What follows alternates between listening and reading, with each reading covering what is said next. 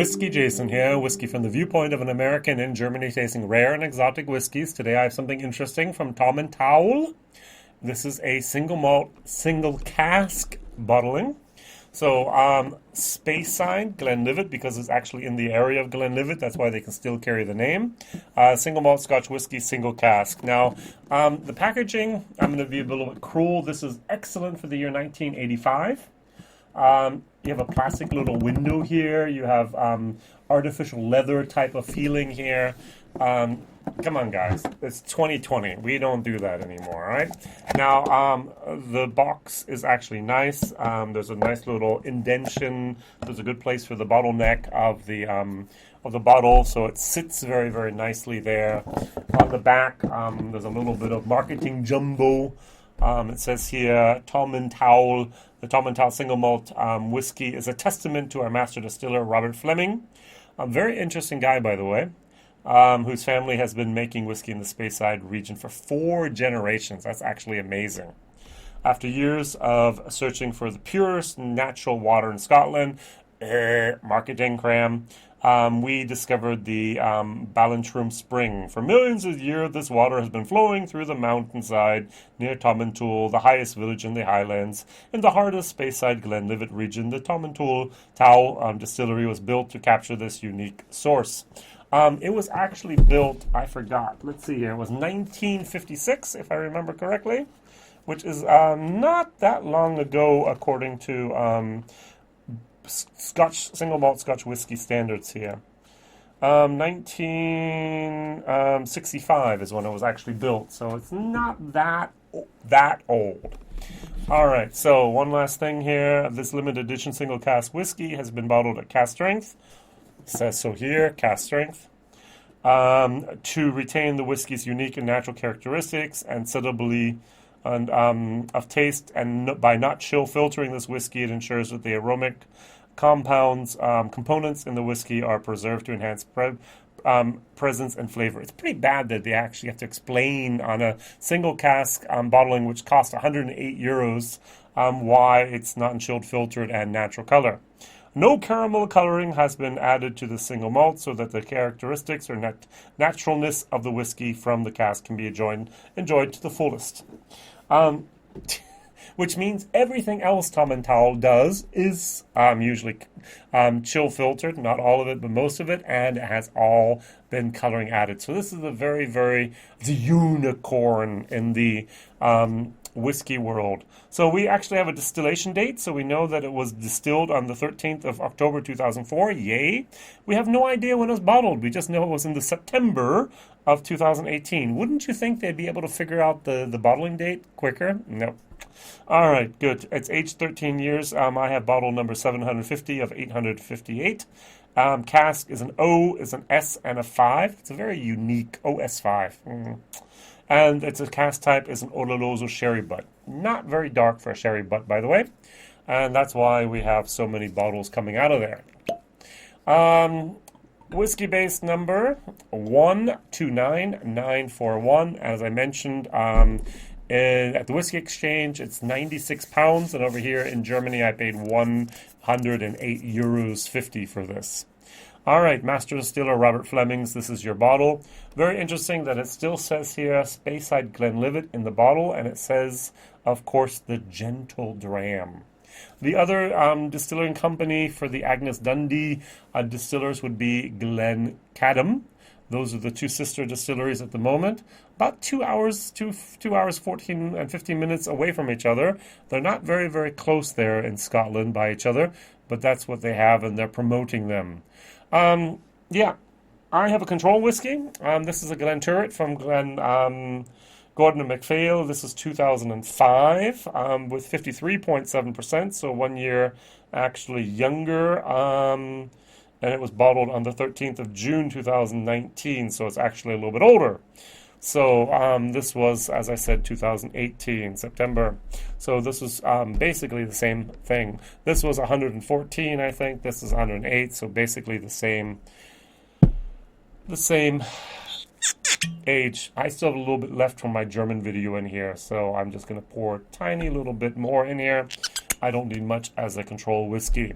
So coloring, Both about the same, to be very, very honest. I do have a little bit of a problem with the 59.2% after 13 years.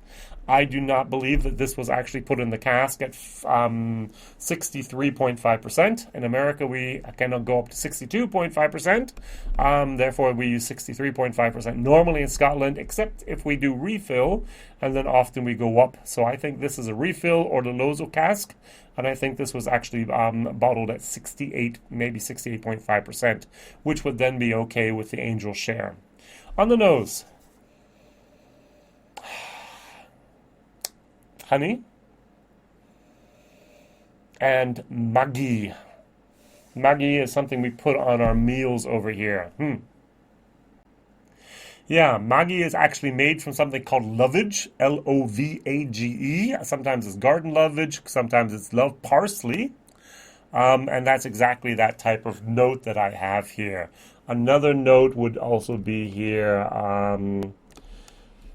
Oh, I cannot translate my herbs at the moment. Bear's garlic, or a little bit. Is it really a bear's garlic? A little bit, yeah. So it's a lovage and bear's garlic. It's very, very herbal. Let's just agree on that. The sherry's there, the alcohol is there, and there's a sweetness, a sickly type of honey, a very, very dark, rich honey moment. While talking with Claire Tesh, I actually did a nice little tasting with her online in my German channel, in English on my German channel, which makes a lot of sense. We did 6 different whiskeys. We did the Tomintoul 10. We did the Tomintoul Sherry. We did the Tomintoul 16. We did the Tomintoul 12-year-old or the Lozo Sherry finish, which is excellent for the value for money, with the Tomintoul 14 as well as the 15-year-old Portwood with 46%. Very, very nice, interesting things there. I just recently did the 21-year-old in German. Other people have done the video about this, therefore it's not going to have a video from me. Double the price of the 16-year-old. This is 100 euros. The 16-year-old I can actually get for under 50 euros. Is it worth the price? No. Is it pretty interesting? Yes. Is it one of the most ugliest bottles I've ever seen for the tube with that pink color? Maybe. And so actually I decided after the tasting to find a bottle of Tomintoul that was a standard bottle and also a single cask. And ta-da! I have it here. Oh, much darker, much richer, much more wood, much more of a characteristic of the spice of the distillery. That's actually a very interesting bottle. It's a little bit out of my normal range, but that was interesting. All right, so let's try this. 59.3%. It might be a tiny little bit too much for my sensitive gums and taste buds.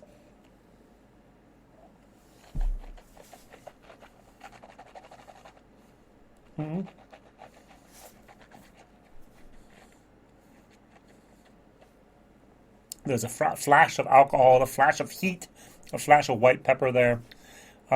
Taking it down, blah, I get those odoroso herbal notes, and I get as I mentioned, the word sickly honey. Sweet honey. The honey bear type of honey. Wow. If you ever have a blend and there's a lot of honey in it, it's probably because of the Tomintoul that's been blended into that. That's their major characteristic, honey. Interesting enough, it's a Speyside distillery, honey and heather. That's what we often get here, and this is just the typical expression of maybe a Speyside whiskey. Wow. The alcohol was a little bit too much at 59.3% in my opinion. I diluted it down to about 50-some%. Nose doesn't change much. I actually diluted this down to 20% in my German video, and the nose basically stayed the same. I got a little bit of a hay moment. I got a little bit more of a vegetal moment, but other than that, a tiny little bit more wood, but it basically stayed very consistent from all the way up 59% all the way down to 20-some%. Cheers. Slange.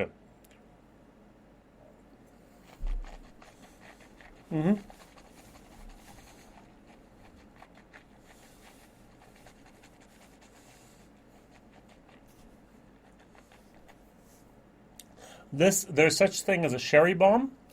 This is a sherry honey bomb. The bomb is of the honey, not of the sherry's there, but the honey part is actually the dominating factor of everything here. This, as I said, it's a sickly sweet type of whiskey. It's too sweet for me. I like sweet whiskeys, but there's just way too much. It's like a pecan pie, it's like a fudge, it's like maybe even peanut butter brittle sometimes. It's just too much of that richness of the sweetness in there. I'm going to give this a C as a taste. It's not a bad whiskey at all. I mean, come on. I'm complaining at a very, very first world problems here. Oh, the whiskey is too sweet. It is more than one-dimensional. There is a certain complexity here. It does have a few transitions, but it's not really overly complex. Now, if I go over here to the Glentolet, this was, by the way, cask number 19/100, and this was also a refilled sherry hogshead, yeah?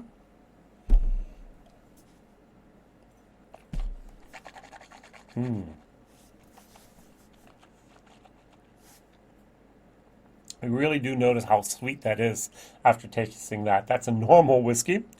There's a wood, there's a little bit of astringency, there's a spice in there, there's a little bit of maltiness in there. There's a lot of dark, rich, more red fruits. But this is just sweetness, sweetness, sweetness. All right, value for money, I'm going to give it a C-. You don't find very many single cask original bottlings. And that is my question of the day. What is your favorite single cask original bottling? Nothing from Gordon MacPhail, nothing from Douglas Lang, nothing from the Weems, nothing from any other of your independent bottlers you know and you love. What is one of your favorite ever, it could be from 1999 for all I care, favorite single cask original standard bottlings from the distillery, a distilling bottling? Now, if you're very, very smart, you're going to think of one area where the distilling bottling sometimes shine, and that would be hand fills. So if you go then to, for example, Glengoyne, you can get a hand fill. You go to Glendronach, you get a hand fill. You go to almost any distillery in Scotland, you can get a hand fill. And those can be so special. Ask Scott and Bard from Tomintoul that what they had there, that was just their whiskey of the year. So, all right, WhiskyJason here, Whiskey House, from the viewpoint of an American in Germany. Almost talked German there for a second. Thank you very much for watching. Please tell me your opinion of this whiskey, if you've ever seen it on the shelf, if you tried it, and also your favorite single cask, original standard distillery bottling. Thank you very much. See you soon. WhiskyJason here. Bye-bye.